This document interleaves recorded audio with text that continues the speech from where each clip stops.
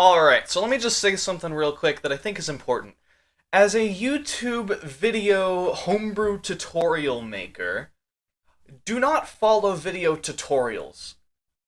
Let me explain. So basically, when it comes to video tutorials, what a lot of people like to do is they like to link to packs that they make, and they like to shove crap in there that just doesn't need to be there. Sometimes they even put stuff in there that is so not important that it can crash and brick your system. Now what I like to do is I like to link to outside sources, Wii.guide and the OpenShop website. I am not making any of the packs that you're getting, I'm just giving you the links to them. Worst offender when it comes to new systems is that sometimes they just break. A lot of times tutorials can become out of date, and then you do something that you can't do anymore, which can lead to the bricking of your system. With what I'm doing, it's not that bad because I'm doing stuff regarding the Wii. A lot of the modding tools have not changed since 2014. But there is still always the risk that your system can be bricked due to misinformation on my part.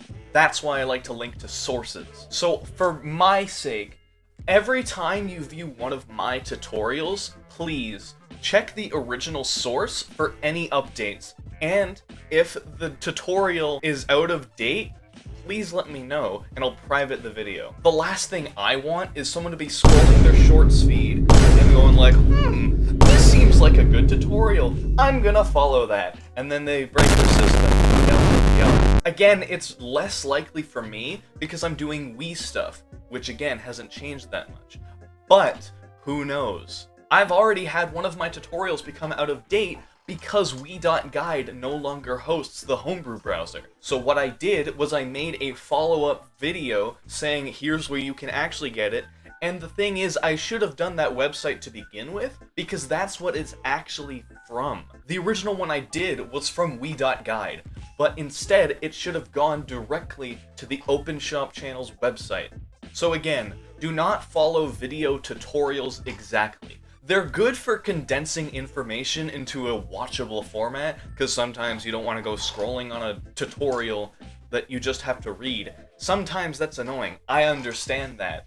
But the thing is, a lot of the times those are the most reliable sources.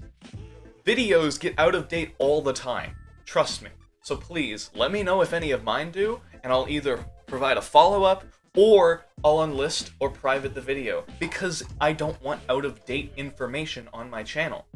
The main thing I'm saying is that for newer systems, like say you see a homebrew tutorial for the Wii U, guess what?